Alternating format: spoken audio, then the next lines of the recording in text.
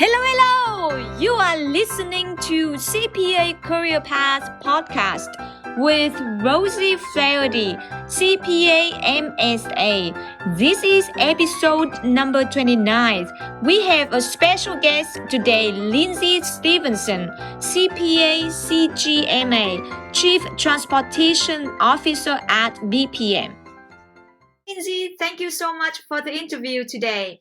I met Lindsay at AICPA Engage Conference in June 2023, and she's just amazing. And I was like, can you please on my interview podcast? And she just very happy to accept my invitation. And now she is today. So Lindsay, can you just introduce me a bit about yourself? Absolutely. Well, first, Rosie, thank you so much for having me. I'm super excited to be here, and you are too kind. And it was awesome to get to meet you in person at Engage this year. Hopefully, I'll get to see you again next year. A little bit about myself. I'm the Chief Transformation Officer at a large firm, BPM. Primarily West Coast footprint, but we have staff and colleagues all over the globe, which is pretty exciting. And I have a wonderful husband and 3 fantastic boys. 3 boys? Oh my gosh. How old are they? I have my oldest is 22 and my middle son is 20 and my littlest is 10. So we're just doing it all over again. Wow, you must be a very busy mom. I'm just wondering at the very beginning, before you become a very busy mom and a famous accountant, how did you end up with accounting major in college? Well, I did things backwards. So it was actually after I was a mom. So I found out I was pregnant when I was 18 years old. And so I thought that I was going to be this Broadway musical star and maybe a cardiologist. And I was going to do both of those at the same time because that seemed totally reasonable to 18-year-old me. And then I found out that I was going to be a mom first. And so I thought maybe those 2 careers weren't really conducive to also being a mother at the same time. So I took a year off. I had my son right before I turned 19, took a year off, didn't really know what to do with myself and decided that I probably better at least get educated. So I applied to community college. And so I started my journey there and was taking night classes because I worked full time because I had a kid to support now. So I was trying to juggle all that. And one of the community college classes just to get your regular AA degree was Accounting 101. And that was taught by an incredible professor who was working in the industry during the day and teaching at night. And he said, maybe you should look into this as a possibility. There's a lot of flexibility and you seem to get it. And I said, I don't know, numbers are pretty boring. I don't know if this is what I really want to do. So I got through my AA degree and I ended up going to Gonzaga University for to finish my bachelor's and met some just really great professors there that continued to nurture that desire to have an impact and sort of changed my mindset around accounting. But it really did start out as being able to be flexible and be a mom, but also have a career where it could grow and develop. So yeah, it was accidental and stumbled upon. I definitely not a Kimberly Ellison Taylor story where from a kid I wanted to become a CPA. That was definitely not me. But in my older life as a mom, I thought this was probably the career that would allow me to do both and still grow professionally. So that's where I landed. It must be very challenging when you had a little boy and then went to college at the same time. How did you balance that, and how long did it take you to finish college? So I mentioned I took a year off. So I started a year later than my normal cohort that I graduated with from high school. And I am very lucky to have an incredible mom who was really, really supportive and helped me out a lot of weekends spent at my mom's house doing homework while she watched my kiddos. I had my second son when I was 21 and I was in my first year of my bachelor's degree. So I'd gotten my AA out of the way and then I decided to add another kid because, why shouldn't it be harder than it already was? And so just between family support and a lot of professors, I will say, for any of you that are looking at private universities, I was really nervous about going to Gonzaga because it's a private Jesuit school. And I was a young unwed mother and probably didn't fit the protocol for the typical student, and actually brought my son was 2 months old when classes started, my second son, and I brought him to school with me quite often, and they were amazing. I had a finance professor that would hold my son while he gave lectures. I had team members that would rock my son while we were working on projects and I needed to be the one typing or doing the PowerPoint. I just had a lot of awesome community support in trying to get through that time. And so yeah, it was a challenge. I worked full time too, so it was definitely a challenge to manage things. But you just sort of set priorities and you keep moving towards your target, and eventually it just kind of works out. So I graduated in time. I graduated in 4 years, but it was technically 5 years after I graduated from high school because I took a year off. So I was able to get it done and get through it. Oh my God, you have two little boys, and then you work full time, and then you went to college full time, and you still graduate in 4 years because doesn't count as 5 years. You took 1 year off. That's amazing. It was Wow. crazy. It was crazy. I will tell you that now in my second adult life, I often, when I get really busy or stressed out, I'll think, okay, this is nothing, right? It was so much harder back then. This is nothing. I'm fine. I have time. We're okay. So from that perspective, it actually has been really great as I've gone on professionally to put things in perspective. That was much harder to do than anything I'm doing now, for sure. Wow. So when you were in college, you said you work full time. Did you work in accounting position at that time, or you work in different positions? Yeah, I was really lucky. So when I was doing my associate's degree, it was definitely not accounting. I think I worked at Hollywood Video for a year, which was actually super fun, but definitely not in accounting. And then my ex mother-in-law from my first husband, so my mother-in-law there is an accountant, and she said, "Hey." I think there's a CPA firm that maybe would be willing to hire if you wanted to talk to them. And it was a small firm, two CPAs that were both sole proprietors, but they shared the same space. One of them shockingly agreed to hire me in my first year of my bachelor's degree work, and was amazing and really worked around my schedule, my class schedule. So sometimes I would go to class in the morning, come and work, go back to class, come back and work. And they were just super, super supportive. So I did get the luxury of being able to work in accounting before I actually had my accounting degree, which really helped me understand what I was getting into. It was small tax practice, and I didn't know the difference between a debit and a credit when I started there.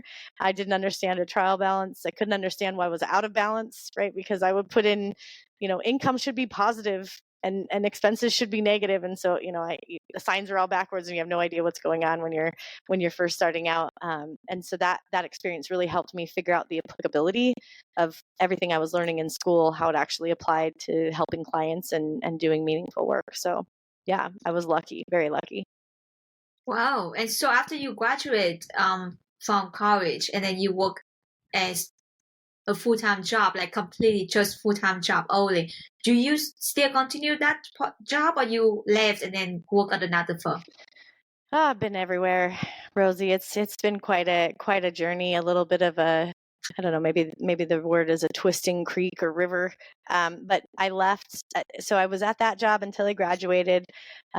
And then, when you go through, I'm sure any number of your audience will know, as you get to your junior year in your accounting degree, there's this whole recruiting craze, right? So you have all these firms and all these businesses that are looking for their next accountants, and they come to the university campus and they interview all these students, and pretty soon you have offers coming in and you're trying to figure out what you're going to do with your life. And so I did a number of those. I went to second interviews with all the big four. Accounting, for those of you that are not already accounting majors, the big four, we call that the biggest four firms in the country. So I went and interviewed with them, and what I figured out back in my day, so this was 20 years ago, so it's not going to probably be the same for you, but they used to recruit only for audit, and audit involved then a lot of travel. There was not really, remote work was not a thing when I was graduating from college. So a lot of travel, and I had two young kids. And so I had a lot of concern around whether or not I'd be able to do that. And I was really worried about it. And I had a tax professor at Gonzaga that I told that I was really worried about it. And he actually found a firm in Arizona that he had worked with previously in his life before academia and said, I think they would be real interested in talking to you and hiring you in tax. And back in the day, you did not work in tax unless you had a master's in taxation, which I did not have. So it was like a really cool thing for me to be able to interview with this firm and have an opportunity to work in tax, which did not require any travel. And so I actually took a role with them. So I moved from Washington State, where I graduated, down to Arizona as soon as I graduated and started with a large local firm down there who was amazing and great. Did my first, I don't even know now, it's been so long, 2 or 3 years there in tax. And then my life was changing and things were shifting. I was going through a divorce, if I'm being fully candid. And there was a small firm an hour and a half north in another town. And I knew a partner that had left my current firm and gone there. And I reached out to him and said, do you have any opportunities? And he said, yes. So I went to that small local firm. I worked in tax. I worked a lot. I worked a lot. They were amazing, incredible to me. I love the partners there. We had a really great team, but I definitely burnt myself out. Didn't know what to necessarily do and knew I needed a break. And also had a kid and got my CPA in that time. So there was like all this other stuff happening for me. And I was driving an hour and a half to work a lot. And so I took a break and worked for a couple of other CPA firms locally. Nothing really stuck. I missed my firm. And so I reached back out to them and said, can I do audit instead and come back to you? And they were like, yeah, come back and do audit. So I went back to that firm and I did audit. But once you do tax, you don't ever get to leave. So then I went and did audit and tax. And so that's how I spent most of my career up until 2015. And so that was the public accounting part of my life. And in 2015, I really felt passionate about the profession and that I felt like there needed to be more innovation, more creativity, more focus on the firm transformation and business models. And so I went to a number of CPA firms and said, this is what I'd like to do. And they said, that's great, but you also have to serve clients. And I felt like I couldn't do both. So I had like a total midlife crisis. Told my husband that I didn't know where I fit in the accounting profession because I didn't think I fit in compliance work anymore. So I left the profession and not the profession. I left public accounting and I went to banking and we moved to South Dakota. So all changes all at the same time. Came to bank, knew nothing about banking, but I was a CPA. So I convinced the CFO in my interviews that they needed a CPA on the team, and he agreed. And so we moved to South Dakota, and I started that, and I worked in business and industry for 6 years. And during that course, I still felt really passionate about the profession and the need to work on business models and culture and innovation. So I started my own consulting practice on the side and started working with CPA firms on things around culture and implicit bias and purpose alignment. And that was a really fun time for me. Collaborated with some other consultants, did a lot of work with them. It was really, really fun while I was doing my bank work. And 2 years ago, the CEO of my current firm is also a really good friend and have known him for 5 or 6 years. He's a mentor. We were having conversations and he said, would you come back into public accounting? Would you come to a firm? And I said, no, well, this is my dream job. And he was like, oh, I think we can do that. And so collaborated with him and the leadership at the firm, and they developed a job role called Chief Transformation Officer. And here I am. So it was a windy, twisty trail to get to where I am now, still working in the profession, but in the way that I wanted to 7 years ago. So it took me 7 years to get from compliance to what I wanted to do, but we got there. Wow, it's such a journey. Yeah. Yep. It's a long, windy one.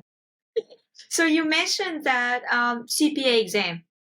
When did you study for CPA exam, and did you have any problems studying and passing it? Oh my gosh. Yeah. So I can't even tell you now. I haven't kept track of how many times I took it. I'm trying to think of like years of when this would have happened, but I started it as soon as I graduated from college, or maybe a couple of years after. Passed 2, they lapsed, then passed 3, then they lapsed. And then I started the journey again, and I got pregnant with my third son. And so I told my husband, I said, oh gosh, if I don't finish this before this kid is born, I'm not sure I'm ever going to get my license. So I was in my last section. I took it the day that my first section would expire if I didn't pass.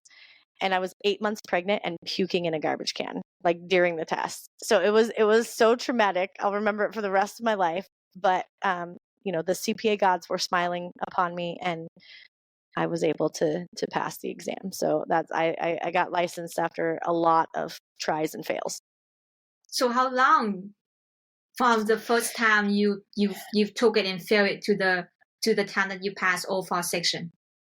So I probably started taking it in 2008, and I passed the exams in 2012. So a little over 4 years, and then got my license at the beginning of 2013. Yeah. What keep you motivated in those 4 years to not give up?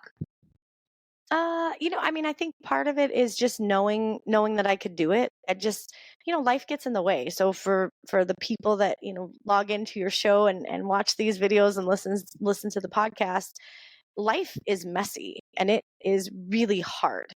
Stuff comes up that you don't plan for, and we hold ourselves to this crazy standard to always figure it out and get through it and deliver on what we said we were going to do, which are important things and they're lofty goals. But the reality is that life is hard and messy. And when it happens, you just have to be okay with that and then stand back up and try again. And I think that was kind of the thought process, was just, I really wanted to be a CPA. That was a really big deal to me. And to go through all the work to get my accounting degree and to work in public accounting for all those years, and go through kids and divorce and remarriage and all the stuff that was happening in my life, it just felt like I really wanted to be able to say, I did this. And it was okay if it took me 5 years, because I could still say I did this. And I'll tell you, other than podcasts and videos, no one professionally ever asks me, how long did it take you to get your CPA? They just say, oh, you're a CPA. So I feel like it was worth it to just keep pushing, keep going. I think firms now, when I was younger in the profession, I think firms didn't offer as many opportunities to support new CPAs in their endeavors. I think more firms now create space for studying, help make sure that you have access to good materials, give you time off to sit for the exams. I think they set you up for success much more than it used to be, which is really exciting to see within the profession. So it's really just that drive to, like, you did all this hard work, you've done so much, you're so smart. You just gotta push until you get there. You'll get there. Wow, Lindsay, you went through a lot of challenges in your life, not just in career, but also in your personal life as well. It's just our curiosity. Are there any moments that you feel like this is too much and you just want to sit down and cry and then just have to and push yourself up again? Can you share with us those moments? Oh my gosh. I mean, there's so many realistically. I think the biggest thing is finding the opportunities to be realistic with yourself. Sometimes we set goals for ourselves that really need to change as we grow and develop, and so recognizing that is really hard. So I will share with you when COVID hit, right? So I was at the bank and I was doing my consulting thing on the side, and I was really pre-COVID thinking about full consulting, taking the leap, really going all in on that, and getting out there, because I got a ton of energy from it. I felt like the needle was moving with the firms I was working for, and that was really exciting. And then COVID hit, right? And everybody stopped traveling, and we moved to like a virtual delivery platform. And full disclosure, it was not as fulfilling for me. I didn't love the virtual delivery. Was it possible? Yes. Could we be successful? Of course. Did I get the same energy that I was getting when I was in person and really connecting with people? I wasn't. And so then I had a straight breakdown. I reached out to some people in the industry that people might know, so I don't want to name them because they were so kind to me, but and really just cried my eyes out. And the the problem that I was having was that I had set this goal that I was going to go out on my own and I was really going to make waves in the profession. And I was worried that the people that knew that was my aspiration, if I didn't deliver, would be disappointed and that somehow that would make me a failure. And I struggled with that a lot, not knowing like what I was going to do with myself and how I was going to move past that. So I think the biggest lesson learned from that was, one, sitting in those emotions and being okay with it. Like, it's okay to feel really crummy and to be like, I'm disappointed and I'm frustrated and I'm not sure what to do next. That was important to go through that. And then the second is having people that are your sort of board of trustees, the people that you can really connect with and be like, I'm struggling. This is hard. Where do I move from here? This is how I'm feeling. What would you do if you were me? And that trust that you have in them and the belief they have in you is really what pushes you, to kind of pull your head up and say, okay, wipe the tears away. Life isn't going down the tubes. I have opportunities. I can do really fun things. So what would that look like? And I've been blessed to have some of the most incredible people in the profession as people that I can reach out to and get their insights and their support. And that really made a difference. You mentioned about making wave in the profession. I can feel your passion to make some change in this accounting profession. It's not just only your job, it's your career, it's your passion. Why it's so strong in you? Because at the beginning you mentioned before in college, you did not plan to go in with accounting at the very beginning, and then over time, all of a sudden you just so passionate about that. What something about accounting that changed you so much? What is that? Well, I think it's twofold. So one was, accounting offered me opportunities that really, honestly, I wasn't sure I would ever get to take because I was a young mom and I was uneducated and I wasn't sure I was ever going to be able to say I feel successful because my life was not going the way that I had originally planned it to go. And so what accounting offered me was a real opportunity to build a successful career and be a mom and be a wife and be the other things that I wanted to be. And once that really dawned on me, I felt like, gosh, the foundation is there, right? The framework in this profession is there to really be a home for people who need flexibility, who need, some way to carve their own path as they go. It's such a cool opportunity, but there's a lot of things that we do in the profession and have done for years and years and years that are not aligned with that and make it difficult for people to stay in the profession. And those are the things that I believe every CPA, every accountant would tell you, yeah, that's like one thing that I would want to change. That's one thing that I'd want to make better. And so those things become sort of my passion of like, man, there's so many young men and women out there whose lives did not go according to plan and they hit 18 or 19 years old and they're like, what can I do? I'm not sure what I can do because the things I thought I was going to be able to do are not opportunities for me anymore.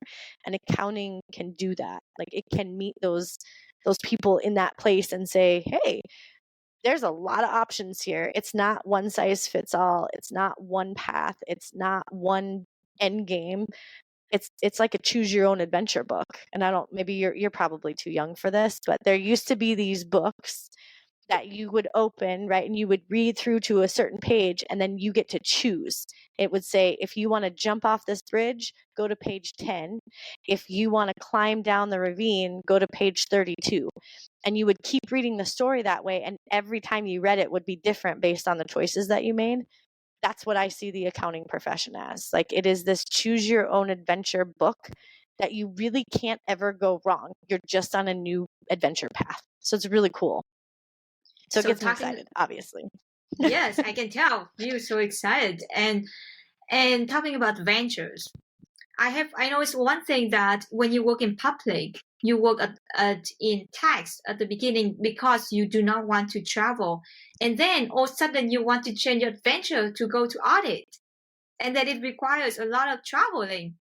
What made you change? I mean, I think part of it was the challenge. I felt like with tax, at least for me at that point in time, I didn't feel like I was learning enough fast enough. Like there wasn't any more. I mean, there's always something to learn in tax. Do not get me wrong. I'm sure anyone who watches this will be like, "Are you crazy? Tax law changes every day." But back then, I felt kind of like stuck. I was just doing the same stuff over and over again. And I knew I wanted to stay in public accounting. And so I thought, well, I've never done an audit. I should maybe learn how to do audit. And I mean, I learned it in school, but never actually applied it to anything. So that was part of it. The other part was by that point in time, even, so I'm trying to think, this would have been, 2010, 11, 12, like somewhere in there. Even back then, we were starting to shift to a more virtual hybrid type environment. So there were still times to be out on audit engagements and to have to travel, but there were also a lot of opportunities to be working remotely and still, be with the team and be able to communicate with the team. The ability to connect virtually was shifting at that point in time. So I still traveled, but I don't think I traveled as much as I would have 10 years before that, in audit. So it was the opportunity piece, and then the other part was I thought I could make it work with our life. So I'm the one who changed from audit to tax. And I was in audit. I was in private first for several years, and then I was in audit, and I didn't feel like I was satisfied with the learning speed. I feel I want to learn more, and audit doesn't seem to make me feel satisfied with that learning speed. So I moved to tax, and I really like it. And so I think I disagree with you. That's okay. That's okay. I mean, I think that just exemplifies exactly what we were just talking about with the choose your own adventure, right? Like you could choose at any point, hey, I'm not feeling satisfied with this for whatever reason, right? It's always a personal thing, but for whatever reason. And then there's 15 different opportunities that you could pick from to shift and refocus, and you're still in the profession and you're still an accountant and you're still a CPA. Like that is so cool. I don't know that there's a whole lot of professions out there where you can be that far down the career path and say, I'd like to try this thing over here without having to go back to school or without having to justify that you're completely changing your career trajectory. It's almost like assumed that we're going to shift gears at some point as an accountant, and it's like nurtured, which is really cool. I absolutely agree with you about that. And I feel like it doesn't matter where you work in accounting, it's always support your career in the future. Like I was in private, it support me when I changed to audit because I was auditing private work that I worked on before. So I knew what I was looking for, what I was searching for. And then when I changed from audit to tax, my audit skills actually very helpful for me to do tax because I can just pretty much audit my own work to make sure that I don't skip like some small mistake, something like that. So it doesn't matter where you go in accounting professions, it's always help you for the future long run in your career.